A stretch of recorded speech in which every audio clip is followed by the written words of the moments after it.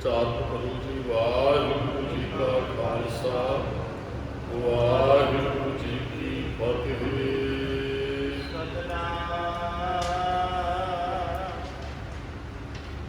वाहिगुरू साहिब जी,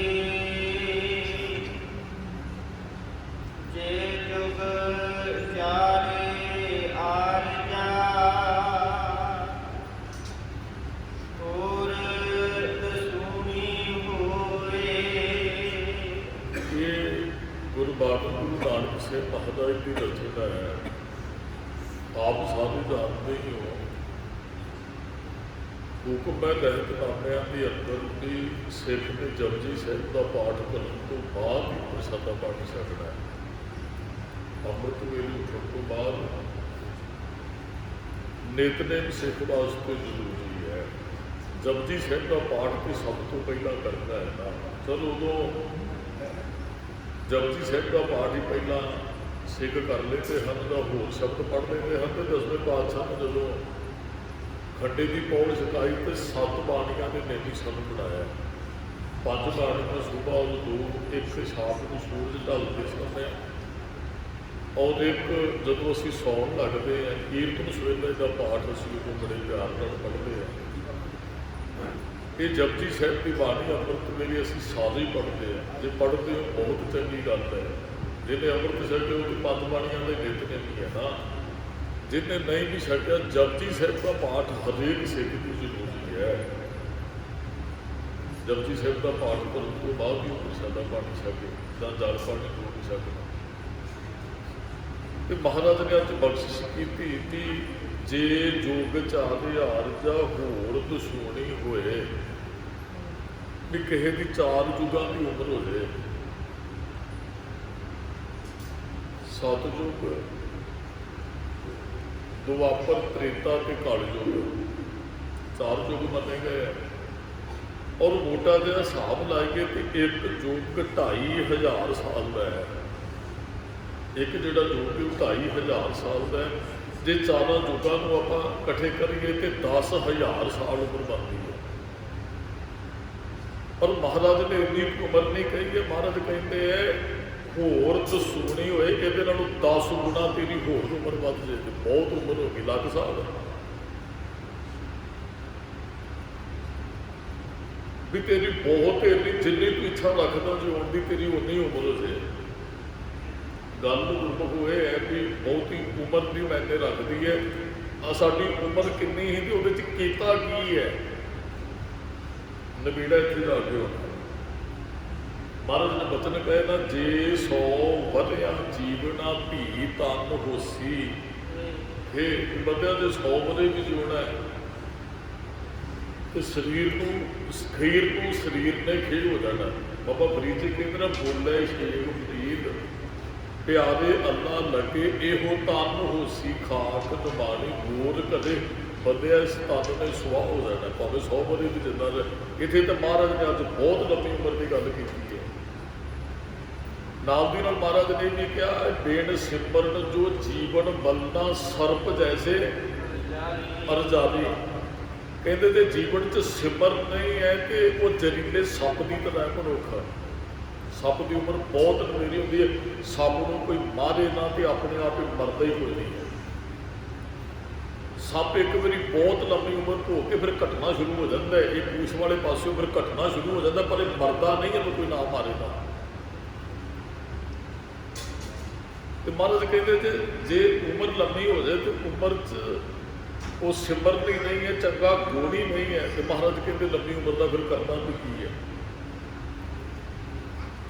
ਸਾਨੂੰ ਤੇ ਸਤਿਗੁਰਾਂ ਨੇ ਸਮਝਾਇਆ ਹੀ ਹੈ ਵੀ ਸਾਡੇ ਜਨਮ ਤੋਂ ਪਹਿਲਾਂ ਮੌਤ ਲਿਖ ਦਿੱਤੀ ਗਈ ਹੈ।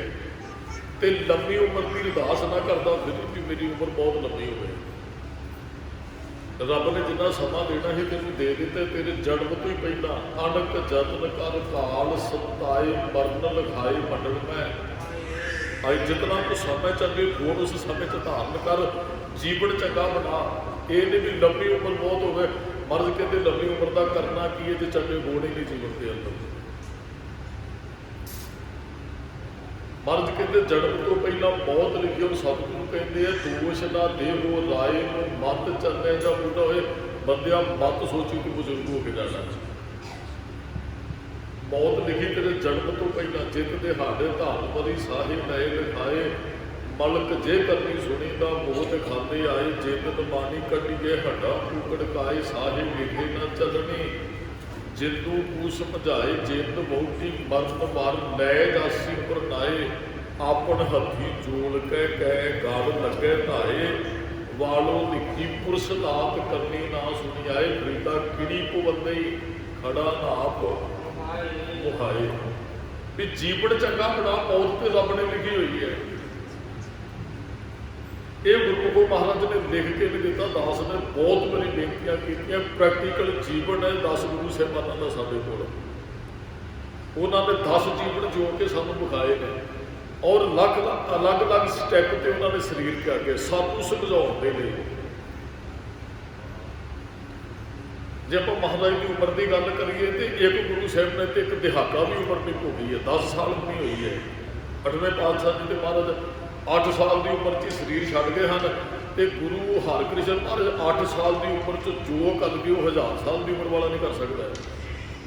ਗੱਲ ਤੇ ਉਹਨੇ ਇਹ ਚੰਗੀ ਨੇ ਵੀ ਜੀਵਨ ਜਿਹੋ ਜਿਹਾ ਕੀਤਾ ਕੀ ਹੈ, ਰੱਬ ਨੇ ਜਿੰਨਾ ਸਮਾਂ ਦਿੱਤਾ ਹੈ। ਗੱਲ ਉਮਰ ਲੰਬੀ ਦੀ ਨਹੀਂ ਵੀ ਕਿਸੇ ਦੀ ਉਮਰ ਕਿੰਨੀ ਕੁ ਹੈ। ਗੁਰੂ ਹਰਰਾਏ ਮਹਾਰਾਜ ਜੀ 32 ਸਾਲ ਦੀ ਉਮਰ 'ਚ ਸਰੀਰ ਛੱਡ ਗਏ, ਤੇ ਮੇਰੇ ਖਿਆਲ ਵੀ 3200 ਸਾਲ ਉਮਰ ਵਾਲਾ ਵੀ ਉਹਨੇ ਕਰਮ ਨਹੀਂ ਕਰ ਸਕਦਾ ਜੋ ਮਹਾਰਾਜ ਨੇ ਭਲੇ ਕਰਮ ਕੀਤੇ ਹੈ। 42 ਸਾਲ ਦੀ ਉਮਰ 'ਚ 4 ਵਿਦਿਆਰਥੀ ਉਮਰ ਭੋਗ ਕੇ 10ਵੇਂ ਪਾਤਸ਼ਾਹ ਦੇ ਚਲੇ ਜਾਂਦੇ। ਔਰ ਅੱਲਾ ਯਾਰ ਖਾਂ ਜੋਗੀ ਕਹਿੰਦੇ ਗੁਰੂ ਗੋਬਿੰਦ ਸਿੰਘ ਸਾਹਿਬ 42 ਸਾਲਾਂ 'ਚ ਜੋ ਕਰ ਗਏ ਨੇ ਨਾ, ਮੈਨੂੰ ਰੱਬ 42,000 ਸਾਲ ਉਮਰ ਦੇ ਦੇ। ਮਹਾਰਾਜ ਨੇ ਜੋ 42 ਸਾਲਾਂ 'ਚ ਕਰ ਦਿੱਤੇ, ਉਹ ਮੈਂ ਤੁਹਾਨੂੰ 42,000 ਸਾਲਾਂ 'ਚ ਲਿਖ ਕੇ ਨਹੀਂ ਦੇ ਸਕਦਾ। ਗੱਲ ਕਰਨੀ ਪ੍ਰਧਾਨ ਹੈ, ਅਸੀਂ ਕਰਦੇ ਕੀ ਹੈ। ਮਹਾਰਾਜ ਨੂੰ ਫਿਰ ਕਹਿਣਾ ਪਿਆ ਵੀ ਉਹ ਆਏ ਕਿਉਂ, ਜਿਨ੍ਹਾਂ ਨੇ ਜਪਿਆ ਨਹੀਂ ਉਹਨਾਂ ਨੂੰ ਜੀਵਨ ਹੀ ਕਿਉਂ ਦਿੱਤਾ। ਇੱਥੇ ਤੇ 100 ਸਾਲ ਜਿਉਣ ਵਾਲੇ ਗੁਣ ਇੱਕ ਵੀ ਚੰਗਾ ਜੀਵਨ ਦੇ ਅੰਦਰ ਨਹੀਂ ਹੈ। ਫਿਰ ਸਰਪ ਜੈਸੀ ਰਜ਼ਾਰੀ ਹੈ ਨਾ। ਮਹਾਰਾਜ ਨੇ ਭੰਗਾੜੀ ਦਾ ਯੁੱਧ ਲੜਿਆ 10ਵੇਂ ਪਾਤਸ਼ਾਹ ਨੇ। ਹਰੀਚੰਦ ਨੂੰ ਮਾਰ ਕੇ ਨਾ ਜਦੋਂ ਮਹਾਰਾਜ ਗਏ ਨਾ, ਤੇ ਵੱਡੇ ਪੁੱਤਰ ਦਾ ਜਨਮ ਹੋਇਆ ਗੁਰੂ ਸਾਹਿਬ ਦੇ ਘਰੇ। ਹੁਣ ਬੜੀ ਖੁਸ਼ੀ ਦਾ ਮਾਹੌਲ ਸੀ। ਇੱਕ ਤੇ ਯੁੱਧ ਜਿੱਤਿਆ, ਉਧਰੋਂ ਪੁੱਤਰ ਦਾ ਜਨਮ ਹੋਇਆ। ਸਾਰੀਆਂ ਸੰਗਤਾਂ ਮਹਾਰਾਜ ਦੀ ਵੇਟ ਕਰ ਰਹੀਆਂ ਹਨ। ਪਾਉਂਟਾ ਸਾਹਿਬ ਦੀ ਧਰਤੀ, ਸਾਰੀਆਂ ਸੰਗਤਾਂ ਦੇ ਮਹਾਰਾਜ ਨੂੰ ਜੀ ਆਇਆਂ ਆਖਿਆ, ਤੇ ਨਾਲ ਦੀ ਨਾਲ ਸਾਰਿਆਂ ਨੇ ਵਧਾਈ ਦਿੱਤੀ। ਮਹਾਰਾਜ ਤੁਹਾਡੇ ਘਰੇ ਵੱਡੇ ਪੁੱਤਰ ਦਾ ਜਨਮ ਹੋਇਆ, ਸਾਹਿਬਜ਼ਾਦੇ ਦਾ। ਜੇਠਾ ਪੁੱਤਰ ਸੀ ਬਾਬਾ ਅਜੀਤ ਸਿੰਘ। ਮਹਾਰਾਜ ਨੂੰ ਸਾਰਿਆਂ ਨੇ ਵਧਾਈਆਂ ਦਿੱਤੀਆਂ, ਤੇ ਸਾਰਿਆਂ ਨੇ ਗੱਲ ਕਹੀ, ਸਤਿਗੁਰੂ ਜੀ ਤੁਸੀਂ ਲੰਬੀ ਉਮਰ ਦੀ ਅਰਦਾਸ ਕਰੋ ਆਪਣੇ ਪੁੱਤਰ ਦੀ। ਮਹਾਰਾਜ ਗੁਰੂ ਸਾਹਿਬ ਮਾਤਾ ਗੁਜਰ ਕੌਰ ਨੇ ਆਪਣੇ ਪੋਤਰੇ ਨੂੰ ਬੁੱਕਲ 'ਚ ਚੁੱਕਿਆ ਬਾਬਾ ਅਜੀਤ ਸਿੰਘ ਨੂੰ, ਤੇ ਲੈ ਆਏ ਗੁਰੂ ਗੋਬਿੰਦ ਸਿੰਘ ਸਾਹਿਬ ਕੋਲ। ਤੇ ਮਾਤਾ ਗੁਜਰ ਕੌਰ ਨੇ ਸਾਰੀ ਸੰਗਤ ਨੇ ਕਿਹਾ, ਮਹਾਰਾਜ ਲੰਬੀ ਉਮਰ ਦੀ ਅਰਦਾਸ ਕਰੋ, ਤੁਹਾਡੇ ਘਰੇ ਪਹਿਲਾ ਪੁੱਤਰ ਪੈਦਾ ਹੋਇਆ। ਤੇ ਮਹਾਰਾਜ ਇੱਕ ਰਹਿੰਦੇ ਨੰਦ ਵਸਦਾ ਹੈ। ਸਾਨੂੰ ਮਹਾਰਾਜ ਨੇ ਕਿਹਾ ਅਸੀਂ ਯੁੱਧ ਜਿੱਤ ਕੇ ਆਏ ਹਾਂ, ਸਾਡੇ ਘਰੇ ਪੁੱਤਰ ਦਾ ਜਨਮ ਹੈ, ਇਹਦਾ ਨਾਮ ਆਪਾਂ ਅਜੀਤ ਸਿੰਘ ਰੱਖ ਦਿੰਦੇ ਹਾਂ। ਮਹਾਰਾਜ ਨੇ ਨਾਮ ਅਜੀਤ ਸਿੰਘ ਰੱਖਿਆ।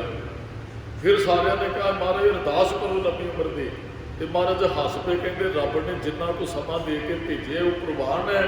ਇਹ ਅਜੀਤ ਸਿੰਘ ਲੰਬੀ ਉਮਰ ਭਾਵੇਂ ਨਾ ਭੋਗ ਕੇ ਜਾਏ, ਪਰ ਕਰਮ ਇਹੋ ਜਿਹਾ ਕਰਕੇ ਜਾਏਗਾ, ਹਜ਼ਾਰਾਂ ਸਾਲ ਉਮਰ ਭੋਗਣ ਵਾਲੇ ਵੀ ਉਹੋ ਜਿਹਾ ਕਰਮ ਨਹੀਂ ਕਰ ਸਕਦੇ। ਇਹਦੀ ਕਰਨੀ ਨੂੰ ਲੋਕਾਂ ਨੇ ਸਲਾਮ ਕਰਨੀ ਹੈ। ਗੱਲ ਇਹ ਵੀ ਕਿਸੇ ਦੀ ਉਮਰ ਕਿੰਨੀ ਕੁ ਲੰਬੀ ਹੈ।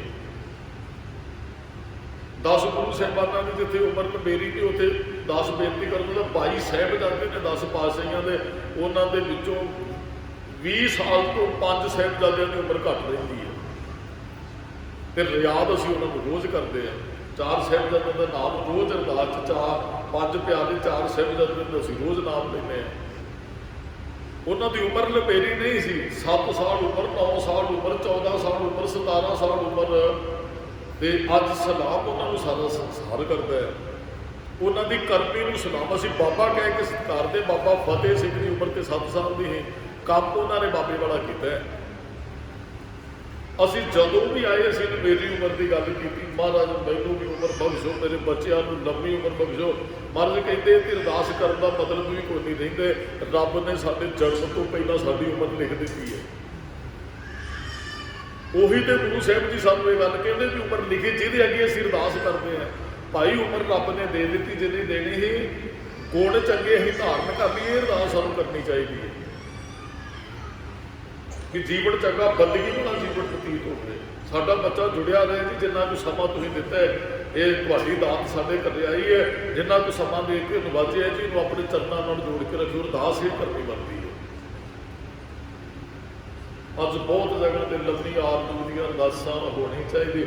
ਮਹਾਰਾਜ ਕਹਿੰਦੇ ਲੰਮੀ ਉਮਰ ਕਰਨੀ ਵੀ ਕੀ ਹੈ ਜੇ ਬੰਦਗੀ ਨਹੀਂ ਹੈ, ਫਿਰ ਲੰਮੀ ਉਮਰ ਦਾ ਵੀ ਕੀ ਕਰਨਾ ਹੈ।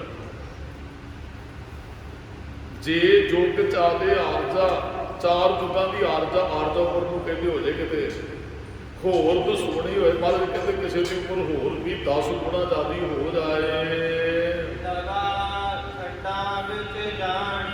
ਮਹਾਰਾਜ ਕਹਿੰਦੇ ਉਸ ਬੰਦੇ ਨੂੰ 9 ਖੰਡ ਧਰਤੀ ਫਿਰੇ ਚਿਰ ਜੀਵੇ। 9 ਖੰਡ ਸਾਰੀ ਧਰਤੀ ਨੂੰ ਕਹਿੰਦੇ ਆ।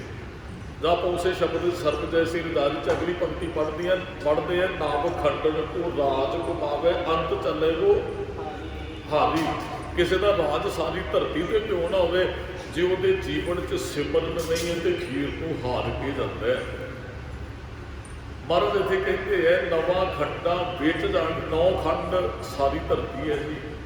ਮਹਾਰਾਜ ਕਹਿੰਦੇ ਕਿਸੇ ਦੀ ਉਮਰ ਜਿਹੜੀ ਉਹ 4 ਯੁੱਗਾਂ ਦੀ ਹੋ ਜੇ, 10 ਗੁਣਾ ਹੋਰ ਵੱਧ ਜੇ, ਤੇ ਨਵਾਂ ਖੰਡਾਂ ਚ ਉਹਨੂੰ ਜਾਣਿਆ ਵੀ ਜਾਂਦਾ ਹੋਵੇ, ਵੀ ਸਾਰੇ ਪਾਸੇ ਉਹਦਾ ਹੁਕਮ ਲਾਗੂ ਹੋਵੇ। ਮਹਾਰਾਜ ਕਹਿੰਦੇ ਜਦੋਂ ਚੱਲਦਾ ਤੁਰਦਾ ਹੋਵੇ ਨਾ, ਤੇ ਸਾਰੇ ਉਹਦੇ ਨਾਲ ਚੱਲਦੇ ਹੋਣ। ਹੁੰਦੀ ਹੈ ਕਈਆਂ ਬੰਦਿਆਂ ਕੋਲ ਇਹ ਤਾਕਤ ਵੀ ਜਦੋਂ ਨਿਕਲਦਾ ਪਿੱਛੇ, ਫਿਰ ਗੱਡੀਆਂ ਲਾਈਨਾਂ ਲਾ ਕੇ ਉਹਦੇ ਪਿੱਛੇ ਨਿਕਲ ਜਾਂਦੀਆਂ। ਬੰਦਾ ਇੰਨਾ ਮਸ਼ਹੂਰ ਹੁੰਦਾ ਹੈ ਵਰਲਡ ਦੇ ਅੰਦਰ, ਜਦੋਂ ਉਹ ਚੱਲਦਾ ਉਹਦੇ ਪਿੱਛੇ ਹਜ਼ਾਰਾਂ ਲੋਕ ਚੱਲਦੇ ਆ। ਮਹਾਰਾਜ ਕਹਿੰਦੇ ਕਿਸੇ ਦੀ ਇੰਨੀ ਪ੍ਰਸਿੱਧਤਾ ਹੋਵੇ ਸੰਸਾਰ ਦੇ ਅੰਦਰ, ਸਾਰੀ ਧਰਤੀ ਉਹਦੇ ਰਹਿਣ ਵਾਲੇ ਲੋਕ ਉਹਨੂੰ ਜਾਣਦੇ ਹੋਣ, ਜਦੋਂ ਕਿਤੇ ਬਾਹਰ ਨਿਕਲਦਾ ਹੋਵੇ ਲੋਕ ਉਹਦੇ ਨਾਲ ਚੱਲ ਕੇ ਆਪਣਾ ਮਾਣ ਮਹਿਸੂਸ ਕਰਨ, ਭਾਈ ਇਹਦੇ ਦਰਸ਼ਨ ਹੋ ਗਏ ਨੇ, ਜਾਂ ਸਾਰੇ ਲੋਕ ਹੀਰਾ ਕੱਟ ਕੇ ਪਿੱਛੇ ਚੱਲ ਪੈਣ। ਚੰਗਾ ਨਾਮ ਦਾ ਹੋਵੇ, ਚੰਗੇ ਨਾਮ ਦਾ ਜਦੋਂ ਮਸ਼ਹੂਰ ਨਾ ਹੋਵੇ, ਨਾ ਕੋਈ ਵੀ ਹੋਵੇ, ਉਹ ਬੰਦੇ ਕੋਲ ਜਾਂ ਤੇ ਗੁਣ ਹੋਣ ਜਾਂ ਧਨ ਹੋਵੇ ਜਾਂ ਪਦਵੀ ਹੋਵੇ, ਫਿਰ ਉਹ ਮਸ਼ਹੂਰ ਵੈਸੇ ਹੀ ਹੋ ਜਾਂਦਾ। ਜਿਹੋ ਜਿਹਾ ਵੀ ਉਹਦਾ ਨਾਮ ਹੋਵੇ, ਉਹ ਆਪਣੇ ਗੁਣਾਂ ਕਰਕੇ ਜਾਂ ਉਹ ਧਨ ਕਰਕੇ ਜਾਂ ਪਦਵੀ ਕਰਕੇ ਫਿਰ ਮਸ਼ਹੂਰ ਹੁੰਦਾ ਸੰਸਾਰ ਦੇ ਅੰਦਰ। ਇਹ ਨਹੀਂ ਹੈ ਵੀ ਨਾ ਆਹ ਰੱਖ ਲਿਓ, ਜਿਸ ਬੰਦੇ ਦਾ ਨਾਂ ਹੈ ਉਹ ਮਸ਼ਹੂਰ ਨਹੀਂ, ਤੇ ਐਸ ਨਾਮ ਵਾਲਾ ਬੰਦਾ ਬੜਾ ਮਸ਼ਹੂਰ ਹੈ। ਨਾਮ ਕੋਈ ਵੀ ਹੋਵੇ, ਬੰਦਾ ਗੁਣਾ ਕਰਕੇ ਜਾਂ ਪ੍ਰਸਿੱਧ ਹੁੰਦੇ, ਜਾਂ ਉਹ ਧਨ ਕਰਕੇ ਜਾਂ ਪਦਵੀ ਕਰਕੇ। ਮਹਾਰਾਜ ਕਹਿੰਦੇ ਕਿਸੇ ਕੋਲ ਬਹੁਤ ਕੁਝ ਹੋਵੇ, ਨਵਾਂ ਖੰਡਾ ਤੋਂ ਜਾਣਿਆ ਜਾਂਦਾ ਹੋਵੇ, ਨਾਲ ਉਹਦੇ ਸਾਰੇ ਚੱਲਦੇ ਹੋਣ, ਉਹਦਾ ਨਾਮ ਬੱਚੇ ਬੱਚੇ ਦੀ ਜ਼ੁਬਾਨ ਤੇ ਹੋਵੇ।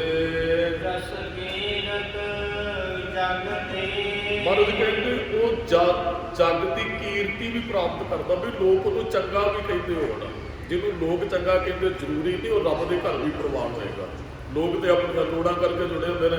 ਕਈ ਵਾਰੀ ਅੱਤ ਦੇ ਭੈੜੇ ਬੰਦੇ ਦੀ ਲੋਕ ਉਸਤਤ ਕਰ ਰਹੇ ਹੁੰਦੇ, ਕਿਉਂਕਿ ਉਹਨਾਂ ਤੋਂ ਕੰਮ, ਉਹਨਾਂ ਦੇ ਕੰਮ ਕਰਦਾ ਹੈ। ਗੱਲ ਇਹ ਨਹੀਂ ਵੀ ਜਿਹਦੀ ਲੋਕ ਉਸਤਤ ਕਰਦੇ ਨੇ ਰੱਬ ਦੇ ਘਰ ਵੀ ਪ੍ਰਵਾਨ ਹੋਏਗਾ। ਇੱਥੇ ਰਹਿੰਦੇ ਆ ਜਿਹਨੇ ਰੱਬ ਦੇ ਘਰ ਪ੍ਰਵਾਨ ਹੋਣਾ, ਉਹਨੂੰ ਵਿੱਚ ਦੁਨੀਆ ਸੇਵ ਕਮਾਈਏ ਤਾਂ ਦਰਗਾਹ ਬੈਸਣ, ਭਾਈ ਦਰਗਾਹ ਚ ਤਾਂ ਬੈਸਣ। ਹੁਣ ਔਰੰਗਜ਼ੇਬ ਕਿਹੜਾ ਮਸ਼ਹੂਰ ਨੇ, ਸਾਰੇ ਥੜ ਥੜ ਕੇ ਘੱਟਦੇ ਹੀ ਬਾਹਰ ਨਿਕਲਦਾ ਹੈ, ਤੇ ਖੀਰ ਤੋਂ ਬੜੀ ਭੈੜੀ ਮੌਤ ਮਰਿਆ, ਔਰ ਬੇਪੱਤ ਹੋ ਕੇ ਅਧਰਮੀਆਂ ਹੋ ਕੇ ਮਰਿਆ ਜਿਹੜਾ ਔਰੰਗਜ਼ੇਬ ਹੈ। ਮਸ਼ਹੂਰ ਤੇ ਵੀ ਬਹੁਤ ਹੈ। 22 ਲੱਖ ਫੌਜ ਦੇ ਪਿੱਛੇ ਚੱਲਦੀ ਸੀ ਜਦੋਂ ਨਿਕਲਦਾ ਸੀ ਘਰੋਂ। ਹੁਣ 22 ਲੱਖ ਫੌਜ, ਜਦ ਮਹਾਰਾਜ ਨੇ ਮੇਰੀ ਕੈਰੋਂ ਕਰਕੇ ਦੁਰਯੋਧਨ ਸੇ ਭਾਈ ਬਾਲ ਜੋ ਦਿਨ ਸ਼ਤਰ ਥੱਲੇ ਚੱਲੇ ਤਾਂ ਦੇਹੀ ਗਿਰਜਣ। ਭਾਈ ਇਹ ਸਾਰੇ ਮਸ਼ਹੂਰ ਬੰਦੇ ਹੀ ਤੇ ਸਨ। ਜਿਸ ਬੰਦੇ ਦੇ ਪਿੱਛੇ 22 ਲੱਖ ਫੌਜ ਘਰੋਂ ਨਿਕਲੇ ਤੇ 22 ਲੱਖ ਫੌਜ ਪਿੱਛੇ ਚੱਲੇ, ਸਾਰਿਆਂ ਦੇ ਹੱਥਾਂ 'ਚ ਸ਼ਸਤਰ ਹਥਿਆਰ ਹੋਣ, ਤੇ ਜ਼ਰੂਰੀ ਨਹੀਂ ਉਹ ਰੱਬ ਦੇ ਘਰ ਵੀ ਪ੍ਰਵਾਨ ਹੋਏਗਾ। ਲੋਕ ਹੁਣ ਔਰੰਗਜ਼ੇਬ ਨੂੰ ਚੰਗਾ ਹੀ ਬੜਾ, ਰਾਵਣ ਦੀ ਪੂਜਾ ਵੀ ਹੁੰਦੀ ਹੈ ਜਿੱਥੇ ਉਹਦੇ ਪੁਤਲੇ ਸਾਲ ਬਾਅਦ ਸਾੜੇ ਜਾਂਦੇ ਆ। ਰਾਵਣ ਬਹੁਤ ਆ, ਲੰਕਾ ਦੇ ਵਿੱਚ ਰਹਿਣ ਵਾਲੇ ਲੋਕਾਂ ਵਾਸਤੇ ਰਾਵਣ ਬਹੁਤ ਚੰਗਾ ਹੈ। ਹਾਂ, ਜਿਹਦੇ ਨਾਲ ਉਹਨਾਂ ਨੇ ਇਹੋ ਜਿਹਾ ਕੁਝ ਕੀਤਾ ਵੀ ਉਹ ਯੁੱਧ ਹੋਇਆ ਉਹਨਾਂ ਵਾਸਤੇ ਮਾੜਾ ਵੀ ਬਹੁਤ ਹੈ। ਜ਼ਰੂਰੀ ਨਹੀਂ ਜਿਹਦੀ ਪ੍ਰਸਿੱਧੀ ਹੈ ਉਹ ਰੱਬ ਦੇ ਘਰ ਵੀ ਕੁਰਬਾਨ ਹੋਏਗਾ। ਰਾਵਣ ਦਾ ਪੁਤਲਾ ਸਾਲ ਬਾਅਦ ਸਾੜਿਆ ਜਾਂਦਾ ਹੈ। ਇਹ ਮਸ਼ਹੂਰ ਬਹੁਤ ਹੈ। ਲੰਕਾ ਸੋਨੇ ਦੀ ਰਾਵਣ ਨੇ ਬਣਾਈ, ਦੂਸਰੇ ਇਹੋ ਜਿਹੀ ਕਿਸੇ ਦੀ ਹਿੰਮਤ ਨਹੀਂ ਹੈ ਅੱਜ ਤੱਕ ਵੀ ਕਿਸੇ ਦੀ। ਲੰਕਾ ਅਰਥ ਇਹ ਨਹੀਂ ਵੀ ਉਹਦਾ ਘਰ ਕੱਲਾ ਸੋਨੇ ਦਾ, ਸਾਰੀ ਲੰਕਾ ਹੀ ਸੋਨੇ ਦੀ। ਲੋਕਾਂ ਦੇ ਘਰ ਵੀ ਉਹਨੇ ਸੋਨੇ ਦੇ ਬਣਾ ਕੇ ਦਿੱਤੇ ਹਨ। ਲੋਕ ਉਹਨੂੰ ਅੱਜ ਉੱਥੇ ਪੂਜਾ ਵੀ ਹੁੰਦੀ ਉਹਦੀ, ਮੰਦਿਰ ਬਣੇ ਨੇ ਰਾਵਣ ਦੇ। ਉਹ ਕਹਿੰਦੇ ਜਿਹੋ ਜਿਹਾ ਰਾਜਾ ਆਇਆ ਸਾਡੇ ਕੋਈ ਰਾਜਾ ਹੀ ਨਹੀਂ ਆਇਆ। ਤੇ ਧਰਮ ਦੀ ਦੁਨੀਆ 'ਚ ਮਹਾਰਾਜ ਨੇ ਕਿਹਾ ਲੰਕਾ ਗੜ ਸੋਨੇ ਦਾ ਭਇਆ ਮੂਰਖ ਰਾਵਣ ਕਿਆ ਲੈ ਗਿਆ। ਕਹਾਂ ਭਇਓ ਦਰ ਬਾਧੇ ਹਾਥੀ ਖੇਡ ਮੈਂ ਭਈ ਪਰਾਈ। ਤੇ ਵੈਸੇ ਉਹਦੀ ਪੂਜਾ ਵੀ ਹੁੰਦੀ ਹੈ। ਜਿਹਦੀ ਪੂਜਾ ਹੁੰਦੀ ਉਹ ਇਹ ਨਹੀਂ ਹੈ ਕਿ ਰੱਬ ਦੇ ਘਰ ਕੁਰਬਾਨ ਹੋ ਜਾਏਗਾ, ਐਸਾ ਨਹੀਂ ਹੁੰਦਾ। ਮਹਾਰਾਜ ਕਹਿੰਦੇ ਹੈ ਵੀ ਉਹਦੇ ਨਾਲ ਸਾਧੇ ਚੱਲਦੇ ਹੋਣ, ਚੰਗਾ ਨਾਮ ਮਸ਼ਹੂਰ ਨਾ ਹੋਵੇ, ਜਗ ਉਹਦੀ ਕੀਰਤੀ ਵੀ ਕਦੇ ਵੀ ਬਹੁਤ ਚੰਗਾ ਹੈ। ਮਹਾਰਾਜ ਕਹਿੰਦੇ ਜੇ ਉਹ ਰੱਬ ਦੀ ਨਜ਼ਰ 'ਚ ਪ੍ਰਵਾਨ ਨਹੀਂ ਹੁੰਦਾ, ਨਜ਼ਰ 'ਚ ਨਹੀਂ ਆਉਂਦਾ। ਨਜ਼ਰ 'ਚ ਕੌਣ ਆਉਂਦਾ? ਜਿਹਦੇ 'ਚ ਗੁਣ ਚੰਗੇ ਹੈ। ਨਜ਼ਰ 'ਚ ਉਹ ਆਉਂਦਾ ਜਿਹਦਾ ਜੀਵਨ ਚੰਗਾ, ਜਿਹਦੇ ਕੋਲ ਸੇਵਾ ਹੈ, ਜਿਹਦੇ ਕੋਲ ਸਿਮਰਨ ਹੈ, ਜਿਹੜਾ ਲੋਕਾਂ ਦੇ ਭਲੇ ਦੀ ਗੱਲ ਕਰਦਾ, ਉਹ ਫਿਰ ਗੁਰੂ ਸਾਹਿਬ ਦੀ ਨਜ਼ਰ 'ਚ ਆ ਜਾਂਦਾ ਹੈ ਵੀ ਇਹ ਭਾਈ ਇਹ ਧਰਮ ਨੂੰ ਕਮਾ ਲਿਆ। ਤੇ ਜੇ ਕਿਸੇ ਕੋਲ ਬਹੁਤ ਕੁਝ ਹੋਵੇ ਔਰ ਗੁਰੂ ਤੇ ਰੱਬ ਦੀ ਨਜ਼ਰ 'ਚੋਂ ਪ੍ਰਵਾਨ ਹੀ ਨਾ ਹੋਵੇ, ਤੇ ਮਹਾਰਾਜ ਫਿਰ ਕਹਿੰਦੇ ਹਨ ਕਹਿੰਦੇ ਫਿਰ ਉਹਦੇ ਨਾਲ ਇਹੋ ਜਿਹੀ ਹਾਲਤ ਹੁੰਦੀ ਜਿਵੇਂ ਕਿਸੇ ਦੀ ਕੋਈ ਬਾਤ ਨਹੀਂ ਨਾ ਪੁੱਛਦਾ। ਤੇ ਇਹੋ ਜਿਹਾ ਹੀ ਹੁੰਦਾ ਉਹ ਧਰਮ ਦੀ ਦੁਨੀਆ 'ਚ। ਇੱਕ ਤੇ ਬੰਦਾ ਬੜਾ ਮਸ਼ਹੂਰ ਹੈ, ਇੱਕ ਬੰਦਾ ਵਿਚਾਰਾ ਆਮ ਜਿਹਾ ਉਹਦੀ ਕੋਈ ਬਾਤ ਹੀ ਨਹੀਂ ਪੁੱਛਦਾ, ਉਹ ਇਕੱਲਾ ਘਰੇ ਪਿਆ ਰਹਿੰਦਾ, ਉਹਦਾ ਕੋਈ ਪਤਾ ਲੈ ਨਹੀਂ ਹੁੰਦਾ, ਉਹਦੇ ਨਾਲ ਕੋਈ ਮੇਲ ਮਿਲਾਪ ਨਹੀਂ ਰੱਖਣਾ ਚਾਹੁੰਦਾ। ਮਹਾਰਾਜ ਕਹਿੰਦੇ ਲੋਕ ਭਾਵੇਂ ਉਹਨੂੰ ਸਲਾਮਾ ਕਰਦੇ ਹੋਣ, ਧਰਮ ਦੀ ਦੁਨੀਆ ਤੋਂ ਉਹਦੀ ਬਾਤ ਕੋਈ ਨਹੀਂ ਪੁੱਛਣੀ, ਕਿਉਂਕਿ ਧਰਮ ਦੀ ਦੁਨੀਆ 'ਚ ਉਹਨੂੰ ਜਾਣਨ ਵਾਲਾ ਹੈ ਹੀ ਕੋਈ ਨਹੀਂ ਹੈ। ਉਹਦੇ ਕੋਲ ਹੋਵੇ ਬਹੁਤ ਕੁਝ, ਪਰ ਜੇ ਅੰਦਰ ਧਰਮ ਨਹੀਂ ਹੈ, ਮਹਾਰਾਜ ਕਹਿੰਦੇ ਇਹੋ ਜਿਹੇ ਬੰਦੇ ਦੀ ਫਿਰ ਬਾਤ ਵੀ ਕੋਈ ਨਹੀਂ ਪੁੱਛਦਾ ਹੈ ਜੀ।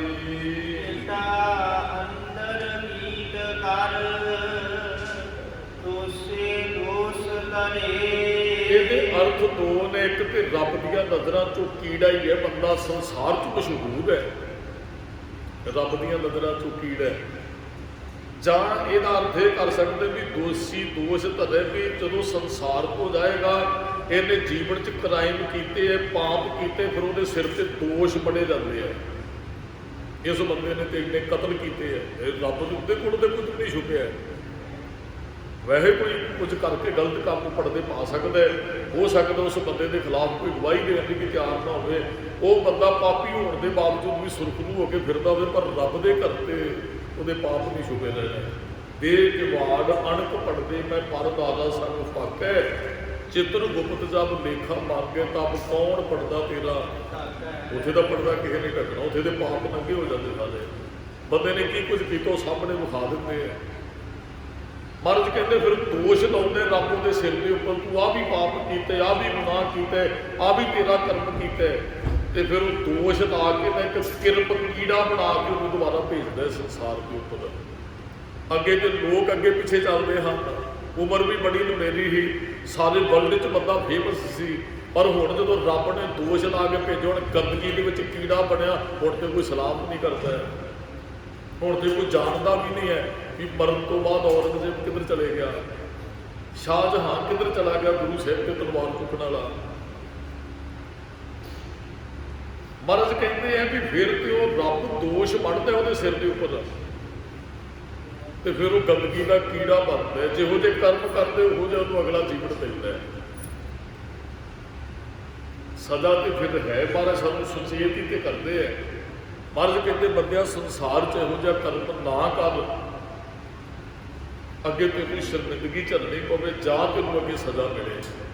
ਫਰੀਦਾ ਜੇ ਤੂੰ ਅਕਲ ਲਤੀਫ ਕਾਲੇ ਲਿਖਣਾ ਲੇਖ, ਆਪ ਜਿਹੜੇ ਗਿਰੀਵਾਨ ਮੈਂ ਸਿਰ ਨੀਵਾ ਕਰ ਦੇਖ। ਫਰੀਦਾ ਜਿੰਨੀ ਕਰਨੀ ਨਾਹੀ ਮੋੜ, ਤੇ ਕੱਪੜੇ 'ਚ ਸਾਧ ਮਤ ਸ਼ਰਮਿੰਦਾ ਥੀ ਬਈ ਸਾਈ ਦੇ ਦਰਬਾਰ। ਇਸ ਚੀਜ਼ ਦੀ ਤੇ ਮਹਾਰਾਜ ਕਰਦੇ ਆ ਵੀ ਉੱਥੇ ਤੇਰੇ ਦਿਲ ਸਿਰ ਤੇ ਦੋਸ਼ ਪੜੇ ਜਾਣ, ਉੱਥੇ ਤੂੰ ਪਾਪੀ ਅਧਰਮੀਆਂ ਹੋ ਕੇ ਖੜਾ ਹੋ ਗਿਆ। ਮਹਾਰਾਜ ਕਹਿੰਦੇ ਇਹੋ ਜਿਹੇ ਕਰਮ ਕਰਨੇ ਛੱਡ ਦੇਣਾ ਕਾਰਨ ਨਾਨਕ ਨਿਰਗੁਣ ਗੁਣ ਕਰੇ। ਨਾਨਕ ਜਿਹੜਾ ਵਾਹਿਗੁਰੂ ਦਾ ਉਹ ਨਿਰਗੁਣਾ ਨੂੰ ਗੁਣ ਬਖਸ਼ਦਾ ਹੈ। ਇੱਕ ਤੇ ਕਿਸੇ ਕੋਲ ਗੁਣ ਹੈ ਹੀ ਨਹੀਂ, ਉਹ ਨਿਰਗੁਣ ਨੇ, ਉਹਨਾਂ ਨੂੰ ਵੀ ਗੁਣ ਦਿੰਦਾ ਹੈ। ਚਲੋ ਆਪਾਂ ਗੁਰੂ ਸਾਹਿਬ ਕੋਲ ਆਉਣ ਦਾ ਮਨੋਰਥ ਹੀ ਸਾਡਾ ਹੈ ਵੀ ਅਸੀਂ ਚੰਗੇ ਗੁਣ ਧਾਰਨ ਕਰੀਏ। ਬਚਨ ਪੜ੍ਹਦੇ ਗੁਰ ਮੇਲ ਚੱਜ ਅਚਾਰ ਸਿੱਖ ਤੁਧ ਕਦੇ ਨਾ ਲੱਗੈ ਦੁੱਖ ਅਵਗਣ ਛੋੜ ਗੁਣਾ ਤੋਂ ਧਾਵੋ। ਮਰਦ ਕਹਿੰਦੇ ਇੱਥੇ ਆਣ ਕੇ ਆਪਣੇ ਅਵਗਣ ਛੱਡ ਦਿਓ, ਚੰਗੇ ਗੁਣ ਧਾਰਨ ਕਰੋ। ਉਹ ਕਰਨਾ ਛੱਡ ਦਿਓ ਜੋ ਅਸੀਂ ਕਰਦੇ ਸੀ ਜਾਂ ਮਨ ਕਹਿੰਦਾ, ਉਹ ਕਰਨਾ ਸ਼ੁਰੂ ਕਰੋ ਜੋ ਗੁਰੂ ਕਹਿੰਦਾ। ਫਿਰ ਬੰਦਾ ਅਵਗਣ ਛੱਡ ਦਿੰਦਾ ਹੈ ਗੁਣਾਂ ਨੂੰ। ਇੱਕ ਨਸ਼ਾ ਬਹੁਤ ਵੱਡਾ ਔਗਣ ਹੈ। ਸੋਝੀ ਆ ਗਈ ਜਵਾਨਾਂ 'ਚ ਹਾਜ਼ਰੀਆਂ ਭਰੀਆਂ, ਨਸ਼ੇ ਦਾ ਤਿਆਗ ਕਰ ਦਿੱਤਾ। ਬਾਣੀ ਪੜ੍ਹਨ ਦਾ ਗੁਣ ਆ ਗਿਆ ਤੇ ਨਸ਼ੇ ਰੂਪੀ ਔਗਣ ਜਿਹੜਾ ਉਹ ਤਿਆਗ ਦਿੱਤਾ ਜਾਂ ਭੈੜੀ ਆਦਤ ਜਿਹੜੀ ਮਨੁੱਖ ਛੱਡ ਜਾਂਦਾ ਹੈ। ਅਸੀਂ ਇੱਥੇ ਆਣ ਕੇ ਸਾਂਝ ਕਰੀਜੇ ਗੁਣੈ ਕੇਰੀ ਛੋੜ ਅਵਗੁਣ ਚੱਲ ਗਿਆ। ਜਿੱਥੇ ਜਾਏ ਬਹਿ ਭਲਾ ਕਹੀਏ ਝੋਲ ਅੰਮ੍ਰਿਤ ਪੀਜੈ। ਜਿੱਥੇ ਸਾਨੂੰ ਗੁਣ ਲੈਣਾ ਚਾਹੀਦਾ, ਮਾਫ ਕਰਨਾ, ਸਾਡੇ ਅੰਦਰ ਤਾਂ ਪੜ੍ਹਨ ਦੀ ਕੋਈ ਸਮਰੱਥਾ ਨਹੀਂ ਰਹੀ। ਇੱਕ ਬੰਦਾ 60 ਸਾਲ ਦੀ ਉਮਰ ਬਤੀਤ ਕਰਦਾ ਹੈ, 60 ਸਾਲ ਦਾ ਤਜਰਬਾ ਉਹ 60 ਪੇਜਾਂ 'ਚ ਆਪਣਾ ਲਿਖ ਕੇ ਜਾਂਦਾ। 60 ਪੇਜ ਪੜ੍ਹਨ ਦਾ ਸਾਡੇ ਕੋਲ ਟਾਈਮ ਹੀ ਨਹੀਂ ਹੈਗਾ। ਅੱਜ ਹਾਲਤ ਪਤਾ ਕੀ ਹੋਈ ਹੈ? ਅੱਜ ਬਹੁਤੇ ਸਵਾਲ ਕਰਦੇ ਨੇ ਵੀ ਲਿਟਰੇਚਰ ਬੜਾ ਮਹਿੰਗਾ। ਕੋਈ ਮਹਿੰਗਾ ਨਹੀਂ, ਤੇ ਫ੍ਰੀ ਮਿਲਦਾ ਹੈ, ਬਹੁਤ ਕੁਝ ਮਿਲੇਗਾ। ਕਿੰਨੇ ਕੁ ਲੈ ਕੇ ਜਾਂਦੇ ਆ ਫ੍ਰੀ ਲਿਟਰੇਚਰ ਜਿਹੜਾ। ਅੱਜ ਹੁਣ ਜਿਹੜੇ ਬੂਟ ਨੇ ਉਹ ਸ਼ੀਸ਼ਿਆਂ 'ਚ ਲੱਗੇ ਹੋਏ ਨੇ, ਤੇ ਕਿਤਾਬਾਂ ਜਿਹੜੀਆਂ ਉਹ ਟੇਬਲਾਂ ਤੇ ਬਾਜ਼ਾਰਾਂ 'ਚ ਰੁਲ ਰਹੀਆਂ। ਪੜ੍ਹਨ ਦਾ ਉਸ ਚੀਜ਼ ਦਾ ਮੁੱਲ ਪੈਂਦਾ ਜਿਹਦੇ ਗਾਹਕ ਜ਼ਿਆਦੇ ਹੋਣ। ਆਹ ਕਿਤਾਬਾਂ ਸਟੇਸ਼ਨ ਤੇ ਜਾਓ ਜਾਂ ਕਿਤੇ ਬੱਸ ਅੱਡਿਆਂ ਤੇ ਜਾਓ, ਕਿਤਾਬਾਂ ਤੇ ਘਟਾ ਜੰਮੇ ਹੁੰਦਾ ਹੈ, ਤੇ ਬੂਟ ਜਿਹੜੇ ਨੇ ਅਗਲੇ ਨੇ ਸ਼ੀਸ਼ਿਆਂ 'ਚ ਰੱਖੇ ਨੇ। ਜਦੋਂ ਬੂਟ ਸ਼ੂਜ਼ ਲੈਣ ਲੱਗਾ ਬੰਦਾ ਕਹਿੰਦਾ ਕੰਪਨੀ ਦੇ ਚਾਹੀਦੇ ਨੇ ਬੂਟ, ਤੇ 10-20 ਹਜ਼ਾਰ ਰੁਪਏ ਦੇ ਲੈ ਲੈਂਦਾ। ਇੱਕ 100 ਰੁਪਏ ਦੀ ਕਿਤਾਬ ਖਰੀਦਣ ਲੱਗੇ ਉਹਨੂੰ ਬੜੀ ਤਕਲੀਫ ਹੁੰਦੀ ਹੈ। ਕਹਿੰਦਾ ਜੀ ਇਹ ਤੇ ਮਹਿੰਗਾ ਲਿਟਰੇਚਰ, ਉਹ ਬੂਟ ਨਹੀਂ ਸੀ ਮਹਿੰਗੇ ਜਿਹੜੇ 10,000 ਦੇ ਉਹਨੇ ਖਰੀਦ ਕੇ ਲਿਆ। ਜੇ ਗਿਆਨ ਸਾਨੂੰ ਕੰਨਾਂ ਰਾਹੀਂ ਮਿਲੇ, ਨੱਕ ਰਾਹੀਂ ਮਿਲੇ, ਅੱਖਾਂ ਰਾਹੀਂ ਮਿਲੇ, ਗਿਆਨ ਸਾਨੂੰ ਲੈਣਾ ਚਾਹੀਦਾ ਜਿੱਥੋਂ ਵੀ ਮਿਲਦਾ ਹੈ। ਗੁਣ ਸਾਨੂੰ ਧਾਰਨ ਕਰਨੇ ਚਾਹੀਦੇ ਆ। ਗੁਣ ਗੁਰੂ ਤੋਂ ਵੀ ਸਿੱਖੇ ਜਾਂਦੇ ਆ, ਗੁਣ ਕਿਸੇ ਨੂੰ ਵੇਖ ਕੇ ਵੀ ਸਿੱਖੇ ਜਾਂਦੇ। ਜਿਹਦੇ ਕੋਲ ਚੰਗਾ ਜੀਵਨ ਹੈ ਉਹਨੂੰ ਵੇਖ ਕੇ ਚੰਗੇ ਗੁਣ ਅਸੀਂ ਧਾਰਨ ਕਰ ਸਕਦੇ ਹਾਂ। ਕਿਤਾਬਾਂ 'ਚ ਗਿਆਨ ਕਿੰਨੀਆਂ ਕੁ ਅਸੀਂ ਪੜ੍ਹਦੇ ਆ। 10 ਨੇ ਪਹਿਲਾਂ ਬੇਨਤੀ ਕੀਤੀ, 60 ਸਾਲ ਦੀ ਉਮਰ ਦਾ ਤਜਰਬਾ 60 ਪੇਜਾਂ 'ਚ ਹੈ। 60 ਪੇਜ ਪੜ੍ਹਨ ਦਾ ਸਾਡੇ ਕੋਲ ਟਾਈਮ ਹੀ ਨਹੀਂ ਹੈ। ਗੁਣ ਅਸੀਂ ਕਿਵੇਂ ਧਾਰਨ ਕਰਾਂਗੇ? ਫਿਲਮ ਵੇਖਦੇ ਆ ਜਿਹੜੀ ਸਾਡੇ ਬੱਚਿਆਂ ਦੇ ਕੇਸ ਵੀ ਉਹ ਕਤਲ ਕਰਵਾ ਰਹੇ ਨੇ, ਐਕਟਰਾਂ ਨੂੰ ਵੇਖ ਕੇ ਉਹੋ ਜਿਹੇ ਬੱਚੇ ਬਣਨਾ। ਤੇ ਸਾਡੇ ਕੋਲ ਗੁਰਦੁਆਰੇ ਆਉਣ ਦਾ ਟਾਈਮ ਨਹੀਂ ਹੈ। ਸਾਡੇ ਕੋਲ ਕੋਈ ਚੰਗਾ ਇਤਿਹਾਸ ਪੜ੍ਹਨ ਦਾ ਟਾਈਮ ਨਹੀਂ ਹੈ। ਕਿਸੇ ਕੋਲ ਤੇ ਕੋਈ ਤਾਂ ਜਪਜੀ ਸਾਹਿਬ ਦਾ ਪਾਠ ਕਰਨ ਦਾ ਸਾਡੇ ਕੋਲ ਟਾਈਮ ਨਹੀਂ ਹੈ। ਮੋਬਾਈਲ ਤੇ ਭਾਵੇਂ ਉਹ ਅਗਰ 24 ਘੰਟਿਆਂ ਦੇ ਵਿੱਚੋਂ 8-10 ਘੰਟੇ ਇੱਕ ਬੰਦੇ ਦੇ ਮੋਬਾਈਲ ਤੇ ਜਿਹੜੇ ਉਹ ਲੰਘਦੇ ਆ, ਤੇ ਮੋਬਾਈਲ ਤੋਂ ਕਿਹੜਾ ਚੰਗਾ ਕੁਝ ਗੁਣ ਸਿੱਖਦੇ। ਜਿਹੜੇ ਮਰਜ਼ੀ ਵਿਦਵਾਨ ਦਾ ਟੀਕਾ, ਮੇਰੇ ਮੋਬਾਈਲ ਦੇ ਅੰਦਰ 3 ਵਿਦਵਾਨਾਂ ਦੇ ਗੁਰੂ ਗ੍ਰੰਥ ਸਾਹਿਬ ਦੇ ਸਾਰੇ ਦੇ ਟੀਕੇ ਪਏ ਨੇ। ਗੁਣ ਅਸੀਂ ਉੱਥੋਂ ਵੀ ਕੋਈ ਨਹੀਂ ਲੈਣਾ। ਮਹਾਰਾਜ ਕਹਿੰਦੇ ਹੈ ਨਾਨਕ ਨਿਰਗੁਣ ਗੁਣ ਕਰੈ। ਇਹਦੇ ਅਰਥ ਵੀ ਕਰ ਸਕਦੇ, ਨਾਨਕ ਤੇ ਨਿਰਗੁਣਿਆਂ ਤੇ ਗੁਣ ਕਰਦਾ ਹੈ।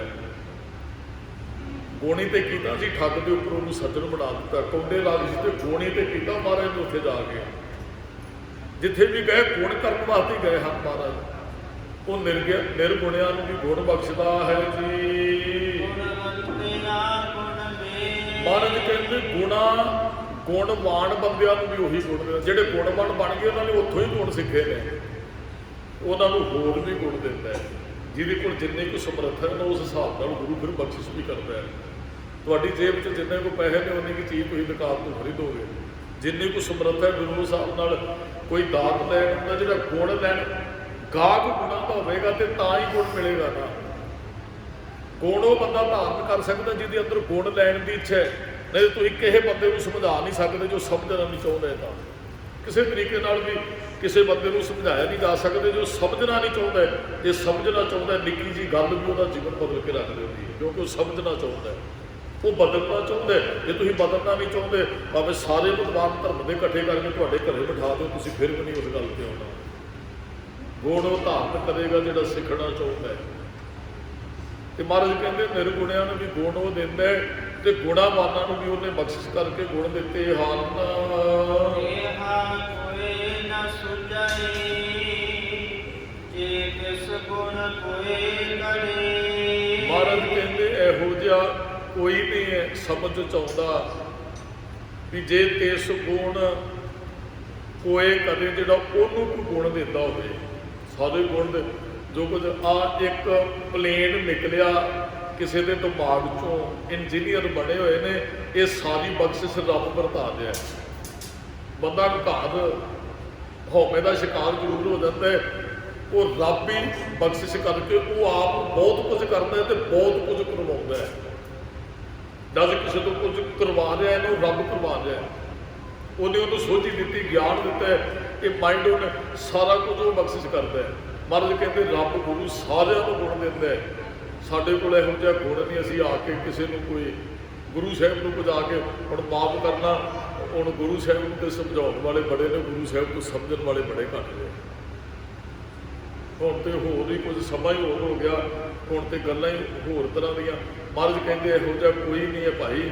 ਹਾਂ ਗੁਣ ਗੁਰੂ ਤੋਂ ਲੈਣ ਆਈਏ, ਸਿੱਖੀਏ, ਜੀਵਨ ਚੰਗਾ ਬਣੇਗਾ। ਉਮਰ ਜਿੰਨੀ ਕੁ ਵੀ ਹੈ ਉਹ ਰੱਬ ਦੇ ਕਰ ਪ੍ਰਵਾਨ ਹੋਏਗੀ। ਜੇ ਗੁਣ ਚੰਗੇ ਹੋਣਗੇ, ਗੁਣਾ ਕਰਕੇ ਮਨੁੱਖ ਨੇ ਰੱਬ ਦੇ ਕਰ ਪ੍ਰਵਾਨ ਹੋਣਾ ਹੈ। ਬਾਬਾ ਫਰੀਦ ਜੀ ਨੇ ਬੋਲ ਕਹੇ ਵੀ ਜੇ ਰੱਬ ਦੇ ਕਰ ਪ੍ਰਵਾਨ ਹੋਣਾ, ਗੁਣ ਹੋਣੇ ਜ਼ਰੂਰੀ ਹੈ। ਤੇ ਮਹਾਰਾਜ ਨੇ ਕਿਹਾ ਫਰੀਦਾ ਜਿੰਨੀ ਕਪਣੀ ਨਾਹੇ ਗੁਣ ਤੇ ਕੱਪੜੇ ਵਿਸਾਰ, ਮਤ ਸ਼ਰਮਿੰਦਾ ਥੀ ਵਈ ਸਾਈਂ ਦੇ ਦਰਬਾਰ। ਇੱਧਰੋਂ ਸਤਿਗੁਰੂ ਕਹਿੰਦੇ ਸਾਡੇ ਤ੍ਰੈ ਬਣ ਦੇਹੋ ਦੀ ਚੱਲੇ ਪਾਣੀ ਅੰਨ, ਆਇਓ ਬੰਦਾ ਦੁਨੀ ਵਿੱਚ ਵੱਧ ਅਸੂਣੀ ਬੰਨ, ਮਲਕਲ ਮੌਤ ਜਾਪਸੀ ਸਭ ਦਰਵਾਜੇ ਭੰਨ, ਤਿੰਨਾਂ ਪਿਆਰਿਆਂ ਭਾਈਆਂ ਅੱਗੇ ਦਿੱਤਾ ਮੱਧ। ਫਰੀਦਾ ਅਮਲ ਜੇ ਕੀਤੇ ਦੁਨੀ ਵਿੱਚ ਦਰਗਹਿ ਆਏ, ਕੰਮ ਦੇ ਚੰਗੇ ਅਮਲ ਇੱਥੇ ਚੰਗੇ ਗੁਣ ਧਾਰਨ ਕਰੇਗਾ, ਉਹ ਗੁਣ ਦਰਗਾਹ 'ਚ ਵੀ ਕੰਮ ਆਉਣਗੇ। ਗੁਣਾ ਕਰਕੇ ਤੈਨੂੰ ਯੋਗਤਾ ਕਰਕੇ ਨੌਕਰੀ ਮਿਲਦੀ ਹੈ। ਗੁਣ ਵੀ ਇੱਕ ਯੋਗਤਾ ਹੈ ਜੇ ਤੁਹਾਡੇ ਅੰਦਰ ਹੈ। ਰੱਬ ਦੇ ਕਾਬੂ ਗੁਣ ਪ੍ਰਵਾਨਗੀ, ਚੰਗਿਆਈਆਂ ਬਰਿਆਈਆਂ ਵਾਚੇ ਧਰਮ ਹਜ਼ੂਰ। ਚੰਗਿਆਈ ਤੇ ਬਰਿਆਈ ਉਹਦੇ ਧਰਮ ਦੀ ਹਜ਼ੂਰੀ 'ਚ ਵਾਚੇ ਜਾਣੇ ਆ। ਧਰਮਰਾਜ ਉਹ ਪਰਮਾਤਮਾ ਹੀ ਹੈ। ਇੱਕ ਉਹ ਧਰਮਰਾਜ ਤੋਂ ਡਰਨ ਦੀ ਜ਼ਰੂਰਤ ਨਹੀਂ ਹੈ। ਹਾਂ ਇੱਕ ਤੇ ਹੁੰਦਾ ਵੀ ਆੜਾ ਉਹਨੇ ਹਿਸਾਬ ਕਿਤਾਬ ਵੇਖਣ ਵਾਲਾ ਹੀ ਹੋ ਸਕਦਾ, ਧਰਮਰਾਜ ਰੱਬ ਨਹੀਂ ਹੈ। ਗੁਣ ਉਹਨੇ ਵਿਚਾਰ ਨੇ ਪ੍ਰਵਾਨ, ਅਸੀਂ ਰੱਬ ਦੇ ਘਰ ਹੋਣਾ ਹੈ। ਚੰਗਿਆਈਆਂ ਬਰਿਆਈਆਂ ਉਹਦੀ ਹਜ਼ੂਰੀ 'ਚ ਉਹ ਵਾਚੀਆਂ ਜਾਣਗੀਆਂ। ਇਹ ਬੰਦੇ 'ਚ ਗੁਣ ਕਿੰਨੇ ਕਰਮਾਂ ਕਰਕੇ ਵਿਛੜੇ ਹੈ, ਕਿਰਤ ਕਰਮ ਕੇ ਵਿਛੜੇ ਕਰ ਕਿਰਪਾ ਮੈਨੂੰ। ਰੱਬ ਦੇ ਕਰਮਾਂ ਨੇ ਸਾਨੂੰ ਬਣਾਉਣਾ, ਸ਼ੁਭ ਅਮਲਾਂ ਨੇ ਸਾਨੂੰ ਬਣਾਉਣਾ ਰੱਬ ਦੇ ਨਾਲ। ਅੱਜ ਦੇ ਦਿਨ ਤੀਸਰੇ ਪਾਤਸ਼ਾਹ ਗੁਰੂ ਅਮਰਦਾਸ ਮਹਾਰਾਜ ਜੀ ਪਿੰਡ ਬਸਰ ਕੇ ਭਾਈ ਤੇਜ ਭਾਗ ਦੇ ਘਰੇ ਮਾਤਾ ਲక్ష్ਮੀ ਜੀ ਦੀ ਕੁੱਖ ਤੋਂ ਸਤਿਗੁਰੂ ਜੀ ਅੱਜ ਦੇ ਦਿਨ 1479 ਦੇ ਅੰਦਰ ਅਵਤਾਰ ਧਾਰਨ ਕਰਦੇ ਨੇ। ਸਤਿਗੁਰਾਂ ਦਾ ਗੁਰਪੁਰਬ ਪੰਥਾਂ 'ਚ ਬਣਾ ਰਿਹਾ ਹੈ। ਸਤਿਗੁਰਾਂ ਦਾ ਮੁੱਢਲਾ ਜੀਵਨ ਵੀ ਵਧੀਆ ਹੈ, ਭਾਵੇਂ ਉਹ ਗੰਗਾ ਤੇ ਇਸ਼ਨਾਨ ਕਰਨ ਜਾਂਦੇ ਸਨ, ਸੰਸਕਾਰ ਚੰਗੇ ਪਰਿਵਾਰ ਕੋਲੋਂ ਮਿਲੇ। ਸਤਿਗੁਰੂ ਵੀ 21 ਵੇਲੇ ਗੰਗਾ ਤੇ ਇਸ਼ਨਾਨ ਕਰਨ ਜਾਂਦੇ ਗੁਰੂ ਅਮਰਦਾਸ ਮਹਾਰਾਜ। ਇੱਕ ਦਿਨ ਬ੍ਰਹਮਚਾਰੀ ਪੁੱਛ ਲੈਂਦਾ, ਕਹਿੰਦਾ ਅਮਰਦਾਸ ਜੀ ਤੁਹਾਡਾ ਗੁਰੂ ਕੌਣ ਹੈ? ਤੇ ਗੁਰੂ ਅਮਰਦਾਸ ਮਹਾਰਾਜ ਕਹਿੰਦੇ ਅਸੀਂ ਤੇ ਗੁਰੂ ਕੋਈ ਧਾਰਨ ਕੀਤਾ ਹੀ ਨਹੀਂ ਹੈ। ਉਹ ਬ੍ਰਹਮਚਾਰੀ ਕਹਿੰਦਾ ਵੀ ਮੈਂ ਤੇ ਤੁਹਾਡੇ ਨਾਲ ਪ੍ਰਸ਼ਾਦਾ ਪਾਣੀ ਸਾਂਝਾ ਕਰ ਲਿਆ, ਮੇਰਾ ਤੇ ਸਾਰਾ ਜਪ ਤਪ ਜਿਹੜਾ ਉਹ ਭ੍ਰਿਸ਼ਟ ਹੋ ਗਿਆ। ਇਹ ਗੱਲ ਬੜੀ ਮਨ ਕੇ ਲੱਗੀ ਗੁਰੂ ਅਮਰਦਾਸ ਮਹਾਰਾਜ ਜੀ ਦੀ। ਅਜੇ ਗੁਰੂ ਨੇ ਧਾਰਨ ਕੀਤਾ, 62-63 ਸਾਲ ਦੀ ਉਮਰ ਹੋ ਗਈ ਹੈ। ਇੱਕ ਦਿਨ ਬੀਬੀ ਅਮਰੋ ਗੁਰੂ ਅੰਗਦ ਸਾਹਿਬ ਜੀ ਦੀ ਪੁੱਤਰੀ ਗੁਰੂ ਅਮਰਦਾਸ ਮਹਾਰਾਜ ਦੀ ਨਹੁੰ ਲੱਗਦੇ ਆ। ਗੁਰੂ ਅਮਰਦਾਸ ਮਹਾਰਾਜ ਦੇ ਭਰਾ ਦੇ ਪੁੱਤਰ ਨਾਲ ਵਿਆਹੇ ਹੋਏ ਹਨ। ਅੰਮ੍ਰਿਤ ਵੇਲੇ ਬਾਣੀ ਪੜ੍ਹਦੇ ਨੇ, ਬਲਿਹਾਰੀ ਗੁਰੇ ਆਪਣੇ ਦਿਓ ਹਾੜੀ ਸਦਵਾਰ, ਜੇਲ ਮਾਨਸ ਤੇ ਦੇਵਤੇ ਕੀਏ ਕਰਤ ਨਾ ਲਾਗੀ ਵਾਰ, ਜੇ ਸੋ ਚੰਦਾ ਉਹ ਮੈਂ ਸੂਰਜ ਚੜ੍ਹੇ ਹਜ਼ਾਰ, ਇੱਥੇ ਚਾਨਣ ਹੁੰਦਿਆ ਗੁਰਬਿਨ ਭੋਰ ਅੰਧਾਰ। ਗੁਰੂ ਅਮਰਦਾਸ ਮਹਾਰਾਜ ਕੌਲੇ ਦੇ ਹੋ ਕੇ ਬਾਣੀ ਸੁਣਦੇ ਰਹੇ। ਜਦੋਂ ਬੀਬੀ ਵੀਰੋ ਨੇ ਸਮਾਪਤੀ ਕੀਤੀ ਤੇ ਹੱਥ ਜੋੜ ਕੇ ਕਹਿੰਦੇ ਬੇਟਾ ਕਿਹਦੀ ਬਾਣੀ ਪੜ੍ਹ ਰਹੇ ਹੋ? ਬੀਬੀ ਅਮਰੋ ਕਹਿੰਦੀ ਪਿਤਾ ਜੀ ਉਹ ਗੁਰੂ ਨਾਨਕ ਸਾਹਿਬ ਜੀ ਦੀ ਬਾਣੀ ਹੈ। ਗੁਰੂ ਅਮਰਦਾਸ ਮਹਾਰਾਜ ਕਹਿੰਦੇ ਬੇਟਾ ਉਹਨਾਂ ਦੇ ਦਰਸ਼ਨ ਕਰਵਾ ਦਿਓ। ਬੀਬੀ ਅਮਰੋ ਜੀ ਕਹਿੰਦੇ ਪਿਤਾ ਜੀ ਉਹ ਤੇ ਸਰੀਰ ਤੇ ਆ ਗਏ ਨੇ ਗੁਰੂ ਨਾਨਕ ਸਾਹਿਬ ਮਹਾਰਾਜ। ਹਾਂ ਉਹਨਾਂ ਦੀ ਜੋਤ ਸਾਡੇ ਪਿਤਾ ਗੁਰੂ ਦੇ ਅੰਦਰ ਹੈ, ਹਜ਼ੂਰ ਸਾਹਿਬ ਦੀ ਧਰਤੀ ਤੇ।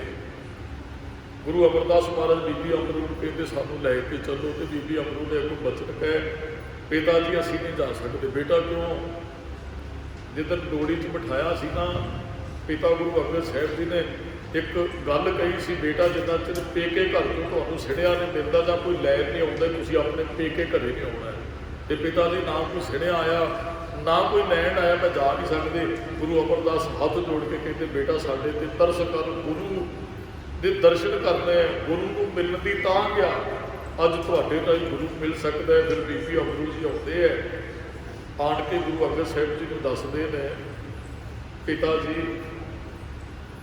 ਸਾਡੇ ਪਿਤਾ ਜੀ ਤੁਹਾਨੂੰ ਮਿਲਣ ਆਏ। ਇਹ ਤੇ ਆਪਣੇ ਪਿਤਾ ਜੀ ਹੈ ਹਨ, ਹੁਣ ਸਹੁਰਾ ਸਾਹਿਬ ਲੱਗਦੇ ਹਨ ਬੀਬੀ ਅਮਰੂ ਦੇ ਗੁਰੂ ਅਮਰਦਾਸ ਮਹਾਰਾਜ ਤੇ ਖੜੇ ਸਨ ਲਾਈਨ 'ਚ, ਜਿੱਥੇ ਸੰਗਤ ਖੜੀ ਮੱਥਾ ਟੇਕਣ ਵਾਸਤੇ। ਗੁਰੂ ਅੰਗਦ ਸਾਹਿਬ ਜੀ ਉੱਠੇ, ਕਹਿੰਦੇ ਜੀ ਆਵਾਜ਼ ਮਾਰਦੇ ਲਾਈਨ 'ਚੋਂ ਪਾਸੇ ਆ ਕੇ, ਤੁਸੀਂ ਆ ਜਾਓ, ਤੁਸੀਂ ਤੇ ਸਾਡੇ ਕੋਲ ਪਿਓ।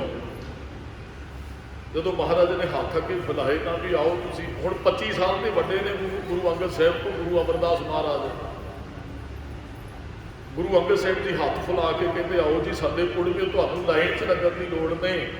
ਗੁਰੂ ਅਮਰਦਾਸ ਮਹਾਰਾਜ ਨੇਤਰ ਭਰ ਕੇ ਕਹਿੰਦੇ, ਸਤਿਗੁਰੂ ਅੱਜ ਮੈਂ ਕੁੜਮ ਬਣ ਕੇ ਨਹੀਂ, ਅੱਜ ਸਿੱਖ ਬਣ ਕੇ ਆਇਆ, ਮੈਨੂੰ ਆਪਣਾ ਸਿੱਖ ਬਣਾਓ ਤੇ ਮੇਰੇ 'ਤੇ ਕਿਰਪਾ ਕਰੋ। ਫਿਰ ਲੰਮੇ ਪੈ ਕੇ ਡੰਡੌਤ ਬੰਦਨ ਕੀਤੀ, ਮਹਾਰਾਜ ਨੇ ਬਾਂਹ ਤੋਂ ਫੜ ਕੇ ਘੁੱਟ ਕੇ ਗੱਲ ਆਇਆ। ਫਿਰ 12 ਸਾਲ ਗੁਰੂ ਅਮਰਦਾਸ ਮਹਾਰਾਜ ਦੀ ਸੇਵਾ ਕੀਤੀ ਜੀ, ਆਪਣੀ ਹਉਮੈ ਦਾ ਤਿਆਗ ਕਰਕੇ। ਇੱਕ ਤੇ ਗੁਰੂ ਅੰਗਦ ਸਾਹਿਬ 25 ਸਾਲ ਛੋਟੇ ਨੇ ਗੁਰੂ ਅਮਰਦਾਸ ਜੀ ਤੋਂ, ਇੱਕ ਰਿਸ਼ਤੇਦਾਰੀ 'ਚ ਕੁੜਮ ਨੇ ਗੁਰੂ ਅੰਗਦ ਸਾਹਿਬ ਜੀ ਦੇ, ਪਰ ਗੁਰੂ ਅਮਰਦਾਸ ਮਹਾਰਾਜ ਨੇ ਨਾ ਤੇ ਵੱਡੀ ਉਮਰ ਦਾ ਹੀ ਆਪਣੇ ਅੰਦਰ ਕੋਈ ਹਉਮੈ ਹੰਕਾਰ ਰੱਖਿਆ, ਤੇ ਨਾ ਹੀ ਉਹਨਾਂ ਨੇ ਇਹ ਕੁੜਮਾਂ ਤੇ ਰਹਿੰਦੇ ਆ। ਉਹਨਾਂ ਨੇ ਦਿਨ ਰਾਤ ਗਾਗਰਾ ਢੋ ਢੋ ਕੇ ਲੰਗਰ 'ਚ ਮਹਾਰਾਜ ਦੇ ਇਸ਼ਨਾਨ ਵਾਸਤੇ ਸੇਵਾ ਕੀਤੀ। 11 ਸਿਰੋਂ ਪਾਉ ਮਿਲੇ। 12ਵੀਂ ਮਕਸਦ ਜਿਹੜੀ ਉਹ ਖੰਡੀ ਦੇ ਕਿਲੇ ਨਾਲ ਮਹਾਰਾਜ ਦਾ ਪੈਰ ਅੜ ਜਾਂਦਾ, ਉਹ ਜਿਹੜੀ ਉੱਥੇ ਜਲਾਹੀ ਕਹਿੰਦੀ ਜੀ ਇਹ ਤੇ ਉਹ ਕੁੜਮਾਂ ਤੇ ਬਹਿਣ ਪ੍ਰਸ਼ਾਦੇ ਛਕਣ ਵਾਲਾ ਨਥਾਵਾ, ਉਹ ਗੁਰੂ ਸਾਹਿਬ ਦਾ ਨਾਮ ਲੈ ਕੇ ਕਹਿੰਦੀ ਉਹ ਹੀ ਹੈ। ਤੇ ਮਹਾਰਾਜ ਨੇ ਗਾਗਰ ਨੂੰ ਸੰਭਾਲਦਿਆਂ ਕਿਹਾ, ਕਮਲੀਏ ਚੱਲੀਏ ਹੁਣ, ਨਥਾਵਾ ਨਾ ਕਹਿ, ਨਥਾਵਾ ਤੇ 63 ਸਾਲ ਤੱਕ ਸਾਂ, ਹੁਣ ਤੇ ਗੁਰੂ ਸਾਹਿਬ ਦੀ ਚਰਨ ਸ਼ਰਨ 'ਚ ਆਇਆ, ਹੁਣ ਤੇ ਮੈਨੂੰ ਗੁਰੂ ਅੰਗਦ ਸਾਹਿਬ ਦੇ ਚਰਨਾਂ 'ਚ ਜਗ੍ਹਾ ਦੇ ਦਿੱਤੀ, ਹੁਣ ਮੈਂ ਨਥਾਵਾ ਨਹੀਂ ਹੈ, ਹੁਣ ਮੈਂ ਥਾਂ ਵਾਲਾ ਗੁਰੂ ਵਾਲੇ ਅੱਗੇ ਲੂਣਾ ਸਾਂ। ਜਦੋਂ ਇਹਨੇ ਇੱਕ ਬਚਨ ਕਹੇ ਤੇ ਉਹ ਜਲਾਹੀ ਵਾਕਈ ਝੱਲੀ ਹੋ ਜਾਂਦੀ ਹੈ। ਸਵੇਰੇ ਜਲਾਹਾ ਆਪਣੀ ਘਰਵਾਲੀ ਨੂੰ ਲੈ ਕੇ ਗੁਰੂ ਅੰਗਦ ਸਾਹਿਬ ਕੋਲ ਆਉਂਦਾ, ਕਹਿੰਦਾ ਜੀ ਤੁਹਾਡੇ ਸਿੱਖ ਨੇ ਅੱਧੀ ਰਾਤ ਗਾਗਰ ਲਿਆ ਰਿਹਾ ਸੀ, ਡਿੱਗ ਪਿਆ, ਬਾਰਿਸ਼ ਪੈਂਦੀ, ਪੈਰ ਤਿਲਕ ਗਿਆ, ਤੇ ਘਰਵਾਲੀ ਨੇ ਇਹੋ ਜਿਹੇ ਕਬੂਲ ਬੋਲੇ ਤੇ ਉਹਨਾਂ ਨੇ ਕਹਿ ਦਿੱਤਾ ਵੀ ਝੱਲੀਏ ਅਸੀਂ ਨੇ, ਤੇ ਮੇਰੀ ਘਰਵਾਲੀ ਝੱਲੀ ਹੋ ਗਈ ਜੀ, ਇਹਦਾ ਝੱਲ ਪਣ ਠੀਕ ਕਰੋ। ਮਹਾਰਾਜ ਕਹਿੰਦੇ ਸਦੋ ਅਮਰਦਾਸ ਜੀ ਨੂੰ ਸੱਦਿਆ। ਗੁਰੂ ਸਾਹਿਬ ਜੀ ਕਹਿੰਦੇ ਭਾਈ ਇਹ ਘਟਨਾ ਵਾਪਰੀ ਰਾਤ, ਤੇ ਗੁਰੂ ਅਮਰਦਾਸ ਜੀ ਦਾ ਬੱਚਾ ਨਹੀਂ ਬਾਪ ਤੋਂ ਡਰਦਾ ਹੁੰਦਾ ਵੀ ਕੰਬਣ ਲੱਗ ਪੈਂਦਾ, ਵੀ ਹੁਣ ਡਾਂਟ ਪੈ ਗਈ, ਸਰੀਰ ਕੰਬਣ, ਹਾਲਾਂਕਿ ਉਮਰ 'ਚ ਵੱਡੇ ਹਨ, ਤੇ ਜਿਹੜਾ ਰਿਸ਼ਤਾ ਹੈ ਨਾ ਉਹ ਪਿਓ ਪੁੱਤ ਵਾਲਾ ਹੀ ਹੈ। ਪਿਓ ਦਾਦੇ ਦਾ ਖੋਲ ਨਹੀਂ ਠੱਗਦਾ। ਇਹ ਗੁਰੂ ਅਮਰਦਾਸ ਮਹਾਰਾਜ ਦੇ ਬਚਨ ਨੇ, ਪਿਓ ਗੁਰੂ ਅੰਗਦ ਸਾਹਿਬ ਨੂੰ ਕਿਹਾ ਤੇ ਦਾਦਾ ਗੁਰੂ ਨਾਨਕ ਸਾਹਿਬ ਨੂੰ ਕਿਹਾ ਗੁਰੂ ਅਮਰਦਾਸ ਜੀ ਨੇ। ਜਿਵੇਂ ਬਾਪ ਦੇ ਦਬਕੇ ਤੋਂ ਬੱਚਾ ਨਹੀਂ ਡਰਦਾ, ਗੁਰੂ ਅੰਗਦ ਸਾਹਿਬ ਨੇ ਕਿਹਾ ਅਮਰਦਾਸ ਇਹ ਘਟਨਾ ਵਾਪਰੀ ਹੈ, ਤੁਸੀਂ ਕੁਝ ਕਿਹਾ? ਹੱਥ ਜੋੜ ਕੇ ਕਹਿੰਦੇ ਜੀ ਮਾਫ ਕਰ ਦਿਓ, ਅਸੀਂ ਕੋਈ ਸ਼ਰਾਪ ਨਹੀਂ ਦਿੱਤਾ, ਵੈਸੇ ਕੋਲ ਮੁਖ ਚੋਂ ਨਿਕਲ ਕੇ ਕਹਿੰਦੀ ਸੀ ਨਥਾਵਾ, ਅਸੀਂ ਕਿਹਾ ਕਮਲੀਏ ਚੱਲੀਏ, ਅਸੀਂ ਹੁਣ ਨਥਾਵੇ ਨਹੀਂ ਹੈ। ਤੇ ਮਹਾਰਾਜ ਇਹਨਾਂ ਨਾਲ ਇਹ ਕੁਝ ਹੋ ਗਿਆ, ਸਤਿਗੁਰਾਂ ਨੇ ਉਹਦੇ ਸਿਰ ਤੇ ਝੱਲਪਣ ਦੂਰ ਕੀਤਾ, ਕਹਿੰਦੇ ਨਹੀਂ ਕੋਈ ਗੱਲ ਨਹੀਂ, ਅਸੀਂ ਤੁਹਾਨੂੰ ਕੋਈ ਡਾਂਟ ਨਹੀਂ ਰਹੇ। ਮਹਾਰਾਜ ਕਹਿੰਦੇ ਸਿੱਖੋ ਅਮਰਦਾਸ ਜੀ ਦਾ ਇਸ਼ਨਾਨ ਕਰਵਾਓ। ਇਸ਼ਨਾਨ ਕਰਵਾਇਆ ਤੇ ਮਹਾਰਾਜ ਨੇ ਨਵਾਂ ਜਾਮਾ ਮੰਗਵਾਇਆ, ਮਹਾਰਾਜ ਨੇ ਨਵੀਂ ਦਸਤਾਰ ਮੰਗਵਾਈ, ਮਹਾਰਾਜ ਨੂੰ ਜਾਮਾ ਪਹਿਨਾਇਆ, ਦਸਤਾਰ ਬਣਾਈ, 3 ਪਰਿਕਰਮਾ ਕੀਤੀਆਂ ਜੀ ਗੁਰੂ ਅੰਗਦ ਸਾਹਿਬ ਮਹਾਰਾਜ ਨੇ। 5 ਪੈਸੇ ਨਾਰੀਅਲ ਰੱਖ ਕੇ ਮੱਥਾ ਟੇਕਿਆ। ਬਾਬਾ ਬੁੱਢਾ ਜੀ ਨੂੰ ਕਿਹਾ ਬਾਬਾ ਬੁੱਢਾ ਜੀ ਗੁਰਤਾ ਗੱਡੀ ਦਾ ਤਿਲਕ ਲਾਓ, ਤੇ ਕੋਲ ਉਹ ਜਲਾਹਾ ਜਲਾਈ ਸੰਗਤ ਖੜੀ ਹੈ। ਤੇ ਗੁਰੂ ਅਮਰਦਾਸ ਮਹਾਰਾਜ ਵੱਲ ਵੇਖ ਕੇ ਗੁਰੂ ਅੰਗਦ ਸਾਹਿਬ ਨੇ ਕਿਹਾ ਤੁਸੀਂ ਇਹਨੂੰ ਨਥਾਵਾ ਕਹਿੰਦੇ ਹੋ, ਅੱਜ ਤੋਂ ਬਾਅਦ ਇਹ ਨਥਾਵਿਆਂ ਦੀ ਖਾਬ, ਜੋਟਿਆਂ ਦੀ ਓਟ ਨੇ, ਗੱਤਿਆਂ ਕੀ ਗੱਤ ਨੇ, ਪੱਤਿਆਂ ਦੀ ਪੱਤ ਨੇ, ਧਿਰਿਆਂ ਕੀ ਢੇਰ ਨੇ, ਆਸਰਿਆਂ ਕੇ ਆਸਰੇ। ਗੁਰੂ ਅੰਗਦ ਸਾਹਿਬ ਨੇ 12 ਬਖਸ਼ਾ ਕੀਤੀਆਂ, ਕਹਿਣ ਲੱਗੇ ਜਿਹਦਾ ਕੋਈ ਨਹੀਂ ਹੋਏਗਾ ਉਹਦਾ ਗੁਰੂ ਅਮਰਦਾਸ ਮਹਾਰਾਜ ਹੋਏਗਾ। ਮਹਾਰਾਜ ਨੇ ਬਖਸ਼ਿਸ਼ ਕੀਤੀ। ਇੱਥੇ ਆਣ ਕੇ ਲੋਕ ਆਨੰਦ ਮਾਣਿਆ ਕਰਨਗੇ। ਗੁਰੂ ਅਮਰਦਾਸ ਮਹਾਰਾਜ ਗੁਰਤਾ ਗੱਦੀ ਤੇ 22 ਸਾਲ ਰਹਿੰਦੇ ਆ। 95 ਸਾਲ ਦੀ ਉਮਰ 'ਚ ਜੋਤੀ ਜੋ ਤਾਂ ਹੱਦੋਂ ਵੱਧ ਨਿਮਰਤਾ ਸੀ। ਬਾਬੇ ਦਾਤੂ ਨੇ ਲੱਤ ਮਾਰੀ ਜਦੋਂ ਗੋਇੰਦਵਾਲ ਸਾਹਿਬ ਦੀ ਧਰਤੀ ਤੇ ਬੈਠੇ। ਇਹ ਨਿਮਰਤਾ ਦੀ ਸਿਖਰ ਹੈ ਗੁਰਮੁਖੋ। ਗੁਰੂ ਅਮਰਦਾਸ ਮਹਾਰਾਜ ਸਿੰਘਾਸਨਾਂ ਤੇ ਬੈਠੇ। ਗੁਰੂ ਅੰਗਦ ਸਾਹਿਬ ਦੇ ਪੁੱਤਰ ਆਏ ਬਾਬਾ ਦਾਤੂ, ਉਹਨਾਂ ਨੂੰ ਚੁੱਕਿਆ ਵੀ ਤੁਸੀਂ ਗੁਰੂ ਅੰਗਦ ਸਾਹਿਬ ਦੇ ਪੁੱਤਰ, ਤੁਸੀਂ ਅੱਜ ਪ੍ਰਸ਼ਾਦਾ ਵੀ ਮੰਗ ਕੇ ਛਕਣ ਵਾਲੀ ਗੱਲ ਹੈ ਵੀ ਤੁਹਾਨੂੰ ਜਿਹੜਾ ਕੁਝ ਆਉਂਦਾ ਉਹਨਾਂ ਛਕਦੇ। ਉੱਥੇ ਤੇ ਅਮਾਰ ਲੱਗੇ ਹੋਏ ਨੇ ਗੁਰੂ ਅਮਰਦਾਸ ਮਹਾਰਾਜ ਦੇ ਵੀ ਉਹ ਤੇ ਗੁਰਤਾ ਗੱਦੀ ਦੇ ਤੁਹਾਡਾ ਹੱਕ ਹੈ। ਉਹ ਮਹਾਰਾਜ ਦਾ ਇਤਨਾ ਸਿੰਘਾਸਨ ਤੇ ਬੈਠੇ ਨੇਤਰ ਬੰਦ ਸਨ ਤੇ ਕੀਰਤਨ ਚੱਲ ਰਿਹਾ, ਸੰਗਤ ਦੀਵਾਨ ਹਾਲ ਭਰਿਆ ਹੋਇਆ ਸਾਰਾ, ਬਹੁਤ ਹਜ਼ਾਰਾਂ ਦੀ ਗਿਣਤੀ 'ਚ ਸੰਗਤ ਬੈਠੀ ਹੈ। ਮਹਾਰਾਜ ਦੇ ਨੇਤਰ ਬੰਦ ਸੀ, ਦਾਤੂ ਨਾਲ ਕਾਲੀ ਕਾਲੀ ਆਇਆ ਤੇ ਉਹਨੇ ਮਹਾਰਾਜ ਦੇ ਨਾਲ ਬੜੀ ਜ਼ੋਰ ਦੀ ਲੱਤ ਮਾਰੀ, ਐਡੀ ਜ਼ੋਰ ਦੀ ਲੱਤ ਮਾਰੀ ਕਿ ਆਦਿ ਗਿਆਨ ਸਿੰਘ ਕਵੀ ਸੰਤੋਖ ਸਿੰਘ ਕਹਿੰਦੇ ਮਹਾਰਾਜ ਉਹ ਸਿੰਘਾਸਨ ਤੋਂ ਥੱਲੇ ਹੀ ਡਿੱਗ ਪਏ। ਬਜ਼ੁਰਗ ਸਨ 95 ਸਾਲ ਦੇ 90 ਸਾਲ ਤੋਂ ਤੇ ਵੱਧ ਉਮਰ, ਜਦੋਂ ਥੱਲੇ ਡਿੱਗ ਪਏ ਨਾ ਅੱਖਾਂ ਖੁੱਲੀਆਂ ਤੇ ਵੇਖਿਆ ਵੀ ਇਹਦੇ ਗੁਰੂ ਅੰਗਦ ਸਾਹਿਬ ਦੇ ਪੁੱਤਰ ਬਾਬਾ ਦਾਤੂ ਜੀ ਨੇ। ਹੁਣ ਸਤਿਗੁਰੂ ਗੁੱਸੇ ਨੇ, ਗੁਰਮੁਖੋ ਤੁਹਾਨੂੰ ਕੱਲਿਆ ਨੂੰ ਕੋਈ ਚਾਰ ਗਾਲਾਂ ਵੀ ਕੱਢਦੇ, ਤੁਹਾਨੂੰ ਕੋਈ ਮਾਰੇ ਵੀ, ਤੁਹਾਨੂੰ ਉਹਨਾਂ ਗੁੱਸਾ ਨਹੀਂ ਗਾ, ਪਰ ਚਾਰ ਬੰਦਿਆਂ 'ਚ ਤੁਹਾਨੂੰ ਕੋਈ ਗੱਲ ਕਵੇ ਇਹ ਤੇ ਬੜਾ ਔਖਾ ਹੋ ਜਾਂਦਾ ਬਰਦਾਸ਼ਤ ਕਰਨਾ। ਇਹ ਤੇ ਬੜੀ ਔਖੀ ਗੱਲ ਵੀ ਸਾਨੂੰ ਚਾਰ ਬੰਦਿਆਂ ਉਹਦੇ ਭਰੀ ਸਭਾ ਦੇ ਅੰਦਰ ਹੀ ਲੱਤ ਮਾਰੀ ਔਰ ਮਹਾਰਾਜ ਨੇ ਨਿਮਰਤਾ ਦੇ ਵਿੱਚ ਆ ਕੇ ਨਾ ਉਹ ਭਾਈ ਦਾਤੂ ਦੇ ਕਦਮ ਨੂੰ ਫੜ ਕੇ ਜਿਹੜੀ ਲੱਤ ਮਾਰੀ ਹੈ ਤੇ ਗੁਰੂ ਅਮਰਦਾਸ ਮਹਾਰਾਜ ਕਹਿੰਦੇ ਗੁਰੂ ਅੰਗਦ ਸਾਹਿਬ ਦੇ ਪੁੱਤਰ ਨੇ ਉਹ ਸਾਡੀ ਕਰਮ ਦੀ ਸਜ਼ਾ ਮਿਲੀ ਹੈ, ਤੁਸੀਂ ਦਰਬਾਰ 'ਚ ਆਏ, ਸਾਡਾ ਉੱਠ ਕੇ ਸਤਿਕਾਰ ਕਰਨਾ ਤੁਹਾਡਾ ਇਹ ਸਾਡਾ ਫਰਜ਼ ਸੀ। ਗੁਰੂ ਅੰਗਦ ਸਾਹਿਬ ਦੇ ਵੱਡੇ ਗੁਰੂ ਸਾਹਿਬਾਨਾਂ ਦੇ ਪੁੱਤਰੋਂ ਅਸੀਂ ਉੱਠ ਕੇ ਸਤਿਕਾਰ ਨਹੀਂ ਕੀਤਾ, ਉਹਦੀ ਤੁਸੀਂ ਸਾਨੂੰ ਸਜ਼ਾ ਦੇ ਦਿੱਤੀ, ਸਾਨੂੰ ਕੋਈ ਗੁੱਸਾ ਨਹੀਂ। ਤੇ ਮਹਾਰਾਜ ਨੇ ਨਾਲ ਇਹ ਵੀ ਬਚਨ ਕਹਿ ਦਿੱਤੇ, ਸਾਡਾ ਨਾ ਸੇਵਾ ਕਰ ਕਰਕੇ ਸਰੀਰ ਹੋ ਗਿਆ ਸਖਤ ਔਰ ਚਮੜੀ ਸੁੱਕ ਚੁੱਕੀ ਹੈ ਬਜ਼ੁਰਗ ਹੋਣ ਕਰਕੇ। ਬਾਬਾ ਦਾਤੂ ਕਿਤੇ ਤੁਹਾਡੇ ਪੈਰ ਨੂੰ ਚੋਟ ਤੇ ਨਹੀਂ ਲੱਗੀ ਬੁੱਢੇ ਹੱਡਾਂ ਨਾਲ ਵੱਜ ਕੇ? ਤੇ ਉਹ ਕਹਿੰਦੇ ਮਹਾਰਾਜ ਨੇ ਇੰਨੀ ਨਿਮਰਤਾ ਨਾਲ ਬੋਲ ਕੇ ਫਿਰ ਦਰਦ ਸ਼ੁਰੂ ਹੋਇਆ ਜੀ ਬਾਬੇ ਦਾਤੂ ਦੇ। ਤੇ ਜਦੋਂ ਗੁਰੂ ਅਮਰਦਾਸ ਮਹਾਰਾਜ ਦੀ ਜੋਤੀ ਜੋਤ ਸਮਾਉਣ ਲੱਗੇ ਨਾ, ਜੋਤੀ ਜੋਤ, ਉਹ ਦਰਦ ਹੁੰਦਾ ਰਿਹਾ ਜੀ ਉਸ ਲੱਤ 'ਚ ਜਿਹੜੀ ਲੱਤ ਮਾਰੀ ਸੀ।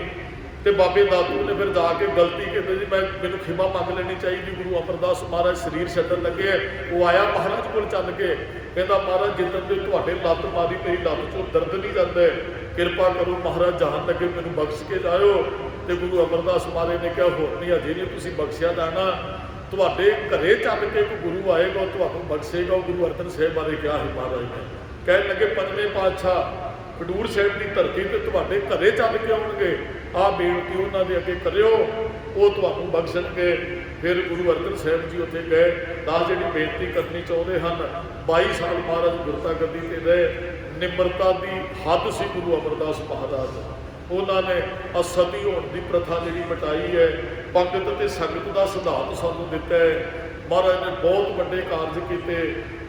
ਗਾਵੋ ਸੱਚੀ ਬਾਣੀ ਮਹਾਰਾਜ ਨੇ ਇਹ ਬਚਨ ਜਦੋਂ ਕਹੇ ਨਾ, ਸਤਿਗੁਰੂ ਬਿਨਾ ਹੋਰ ਕੱਚੀ ਹੈ ਬਾਣੀ, ਬਾਣੀ ਤਾਂ ਕੱਚੀ ਸਤਿਗੁਰੂ ਬਾਝੋਂ ਹੋਰ ਕੱਚੀ ਬਾਣੀ। ਮਹਾਰਾਜ ਦੀ ਸ਼ਿਕਾਇਤ ਹੋਈ ਦਿੱਲੀ ਸਰਕਾਰ ਦੇ ਅੰਦਰ, ਕਹਿੰਦੇ ਜੀ ਗੁਰੂ ਅੰਗਦ ਸਿੰਘ ਗੁਰੂ ਅਮਰਦਾਸ ਮਹਾਰਾਜ ਤੇ ਇੱਕ ਪੰਗਤ 'ਚ ਨੀਚਾ ਨੂੰ ਵੀ ਬੈਠ ਕੇ ਪ੍ਰਸ਼ਾਦਾ ਛਕਾਉਂਦੇ ਆ, ਉਹ ਤੇ ਕਹਿੰਦੇ ਸਤਿਗੁਰੂ ਦੀ ਬਾਣੀ ਤੋਂ ਬਗੈਰ ਸਾਰੀਆਂ ਬਾਣੀਆਂ ਕੱਚੀਆਂ।